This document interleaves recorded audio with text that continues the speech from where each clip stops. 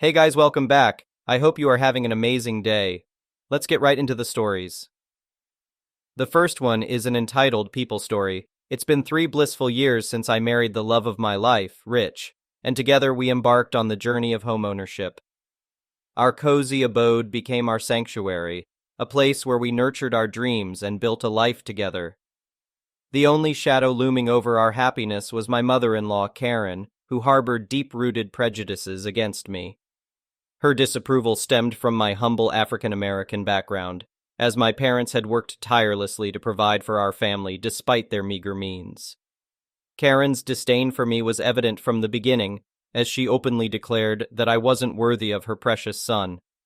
Despite this animosity, I always strived to maintain harmony in the family, not wanting to create unnecessary conflict or force Rich to choose sides. Regrettably, Karen didn't reciprocate my efforts and frequently ignited confrontations. Driven by compassion, we offered Karen a temporary stay in our home when she faced financial difficulties. The early days seemed uneventful, but subtle signs of intrusion began to surface.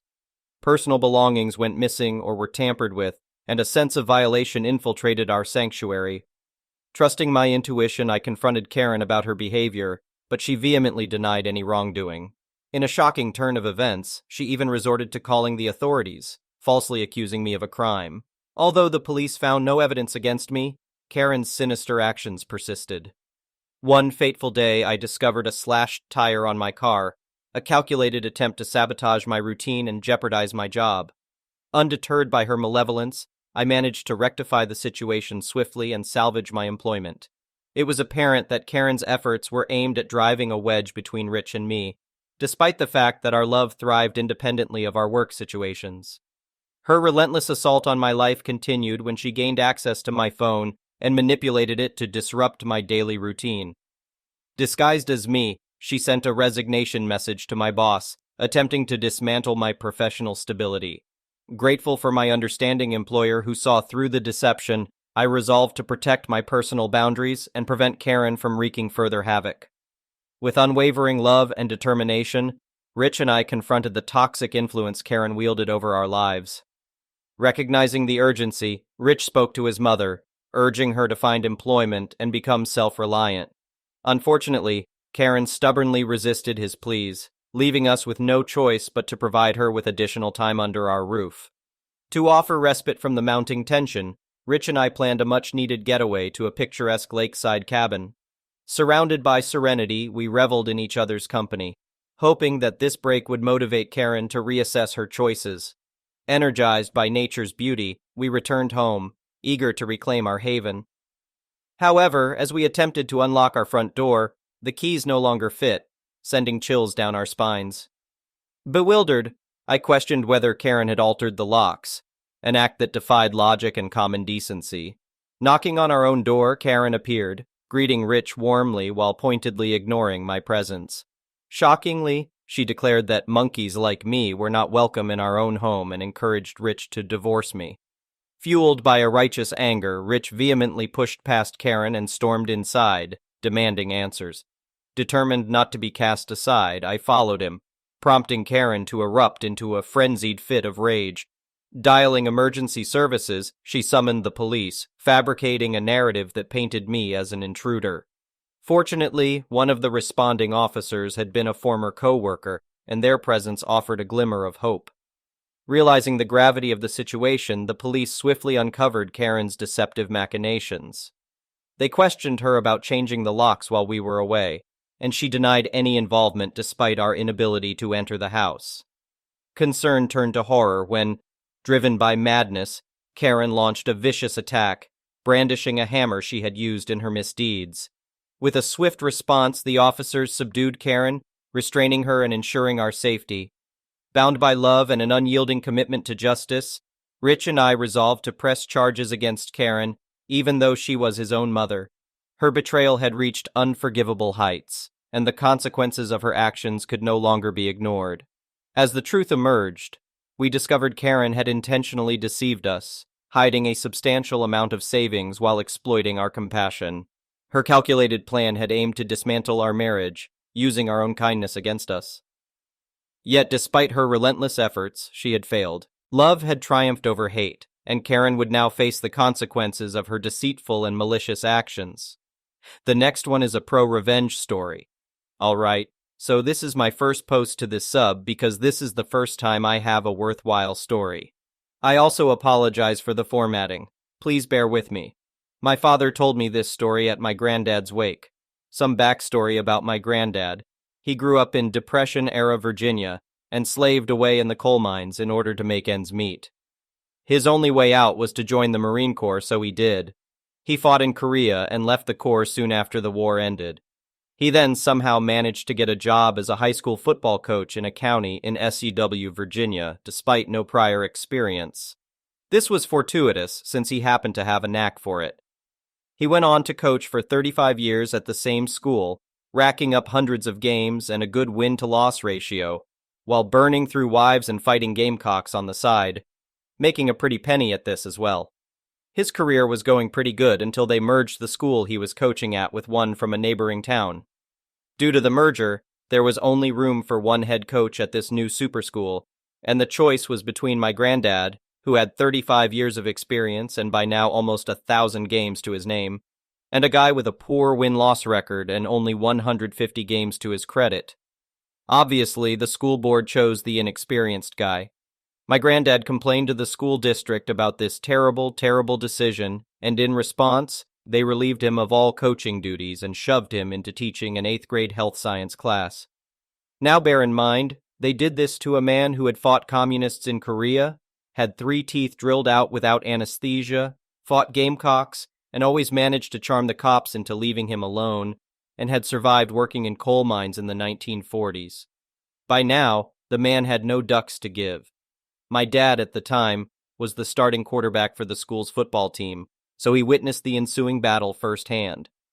My granddad decided that he didn't want to teach 8th grade health science and decided to make the school board suffer.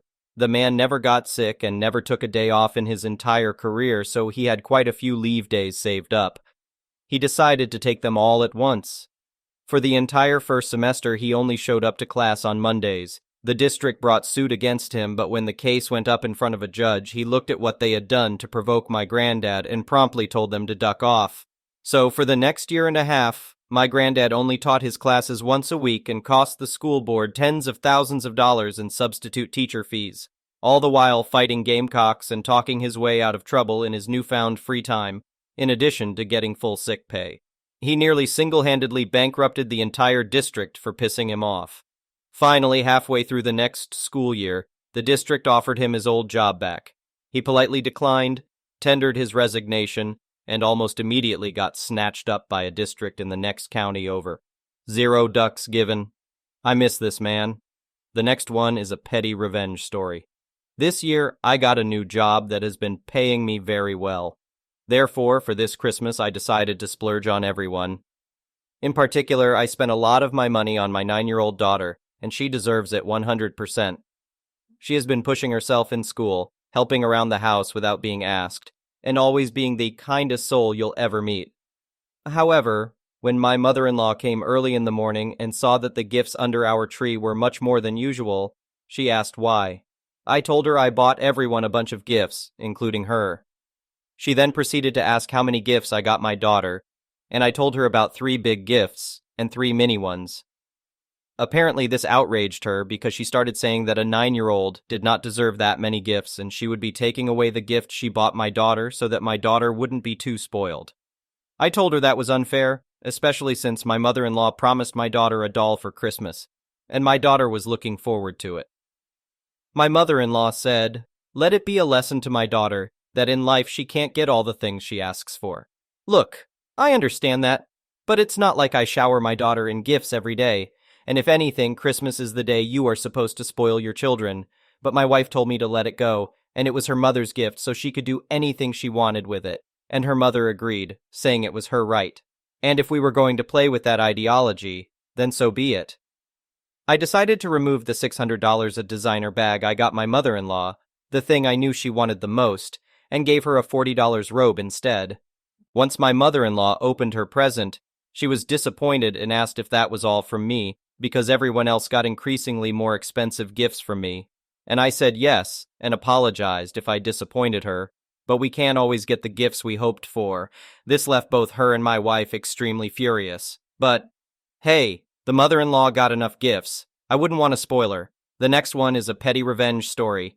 I used to work in a call center where everyone had little cubicles. You could chat with people on either side or behind you if things got slow, but anyone on the other side of the divider was sort of hard to see or chat with. This is only important because Karen was in this hard-to-see location from me. I have issues with overheating, medical stuff. I like to sit right under the AC vent. Nobody fought me for this because it was a little too cold for most people. Well, being a woman, this meant that sometimes I had some nipple protrusion issues on some days. It's perfectly natural, and to most people not noticeable because it was under my shirt and bra. Karen noticed this and made a report to HR. The HR woman and my direct supervisor paraded me through the cubicles and into their office to question me about my nipples.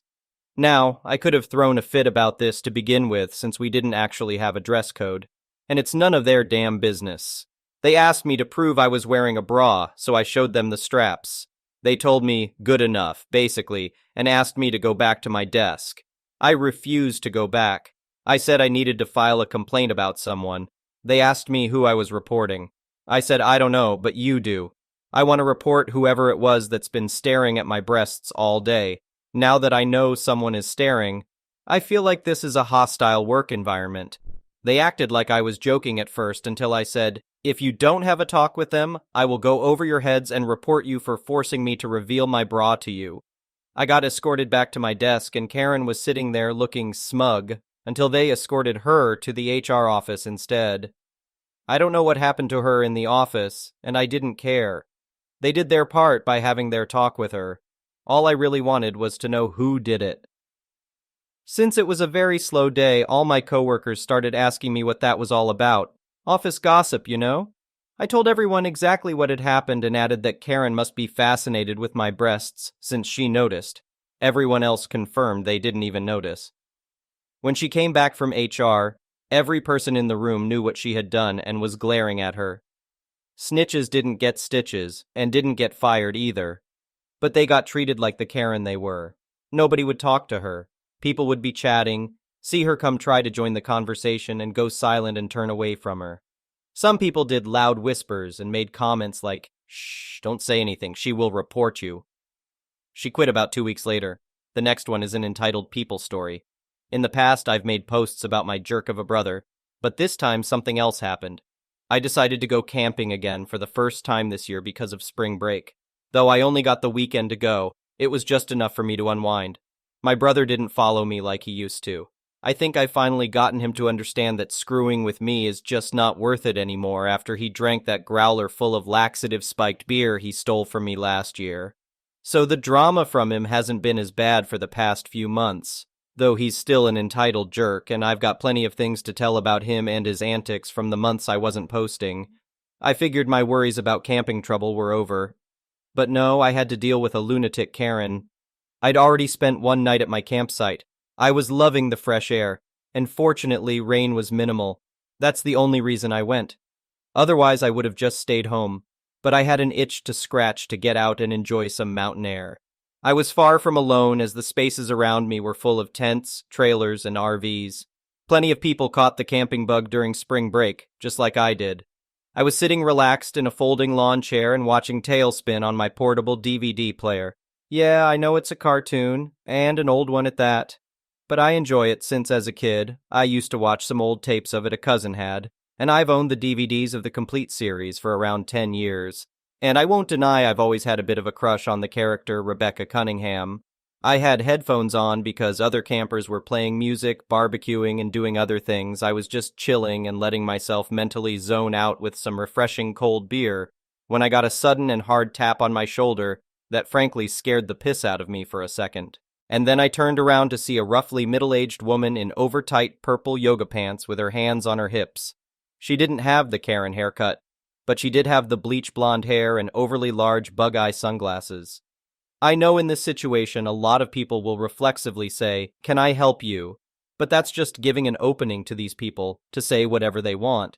So my first reaction is to just angrily say, "What? Can't you see I'm trying to relax by myself?"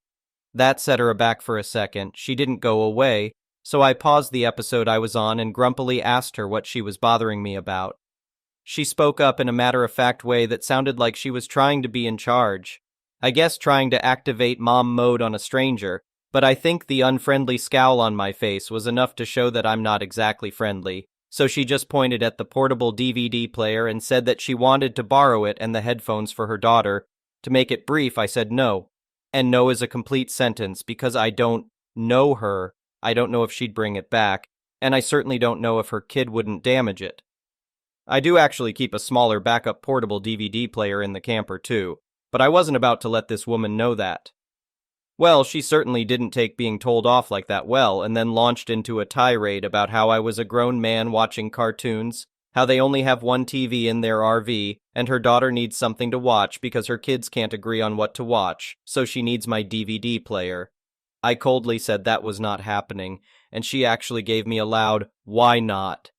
So I pointed out to her that this was really not my problem, and she just crossed her arms and said that, as an adult, I should be putting kids first. I said that would be the case if I had kids, but her kids are not my kids. I don't know them, and I'm in no way related to them, and therefore I have no obligation to them. So she rolled her eyes and then tried to offer me money for the headphones and DVD player. Admittedly, I didn't pay much for either of them, but I don't care. I wasn't interested in selling.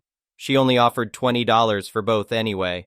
I just told her no and to kindly leave me alone to watch movies in peace. Then I tried to just sit back down and resume the episode. She didn't take that well and proceeded to try and grab my DVD player right in front of me. Like I was just going to let her walk off with it. I got up and stopped her while saying, "That ain't yours, lady?" She proceeded to try and shove me over. Try being the word. She clearly underestimated how heavy I am. I don't look it at all, but I'm around 230 pounds. My body frame just hides it well, and I've been in a few brawls in my life. I ended up grabbing her arms and shoving her back with little effort. She fell on her bum into some wet grass and started yelling that I'd assaulted her while looking around for support. I've seen enough Karen stories to know where this goes if I say nothing. So I yelled, "Yeah, assault. Assault on me when you tried to push me over and steal my stuff. And there are plenty of witnesses around us, lady. Or did you not notice?" There had already been a few people around us watching the whole altercation, and they'd gone dead quiet while staring. So then I said to everyone, "Check it out. We've got a bona fide Karen here who tried to take my stuff for her precious angel baby. Everybody clap for her." And they did. They actually started clapping. The Karen looked completely humiliated and stormed off screeching that I was an a-hole. Her yoga pants ass was all wet from the grass too, which only made it funnier. I kept thinking, "Your ass is grass," as she walked away. But I didn't say it aloud. I tried to resume watching the DVD as I was, but I felt uneasy the Karen might come back.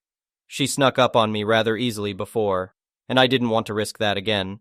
So I packed up and went back into my camper to continue watching and drinking inside. Got pretty plastered that night.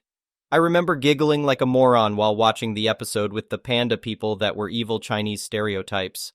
Stayed at the campsite for one more night and didn't see the Karen again until I was leaving Sunday afternoon. I saw her standing by her POS-looking RV with a large fountain beverage in one hand and a dog leash in the other. It was one of those yappy little fluffball dogs, too. She glared at me as I drove past, and I just waved to her and said, "Bye, Karen," out my window. She threw her drink at my truck, but none of it got in through the window. I could hear her yelling at me, but couldn't really make out a word of it. I'm not sure what goes on in the heads of these people. I understand this could have gotten a lot worse, like that nut bar sicking the local ranger on me or something, but I think the public humiliation was enough to make her back off. I can only wonder if the rest of her family is just like her. Glad I didn't meet them. The next one is an entitled parent story. So, I am a 14-year-old male and my family recently moved into a house in a new estate. This estate has a massive park. My house is on the main road of the estate, and its garage is on the other side, along another road, and we are close to the park. About 2 months ago, they hosted an opening ceremony for the park. A lot of people came, including people from the surrounding areas. My brother, my parents, and I left our house and walked down to the park. Due to all the traffic, there were people managing it. Once we got there, we saw a car parked in our driveway. My dad is usually a calm dude, but he doesn't like stuff like this. My brother, 18 years old, and I went up to one of the workers and told him that the car in the driveway wasn't ours and we didn't want it there. The worker told us he saw the people parked there and kind of remembered what they looked like. We told him that it would be good if we could get the car moved. He said he would try to find her. About 20 minutes later, we saw him walking up to the car with a lady and her son, who looked to be about 9. She walked up there, and we saw her starting to get angry. Naturally, we walked up to see what was happening. This is the conversation that happened. Not 100% accurate. It's been a while. Karen: I don't understand why you want me to move my car. I live here. Worker: Well, they say that you don't, and I don't see why they would bring this issue here unless it was true. Karen: They are clearly lying. I live here. My brother: Ma'am, please. I live here and I even have keys to the house. Please move your car. Karen: Bullcrap, complete bullcrap. I have lived here for a year and watched this park get built. Our house was finished 5 months prior to this. My brother: Okay then, what 2 cars are inside the garage then? Karen: A Volkswagen and a Mazda. My brother: Nope, a VW Jetta and a Hyundai i45. Karen: That's not true. I'll open the garage and show you. As she scuffles through her handbag, my brother opens the garage. My brother: There, that's the evidence. Closes the garage. Worker: It's not your house, so please leave. She gets in the car and leaves while looking very angry. We didn't think to call the cops because nothing major happened, but it was funny to see her lying out of her ass and getting proven wrong. Thank you for watching. I would really appreciate it if you could like the video and subscribe to our channel if you haven't already. We'll see you again tomorrow.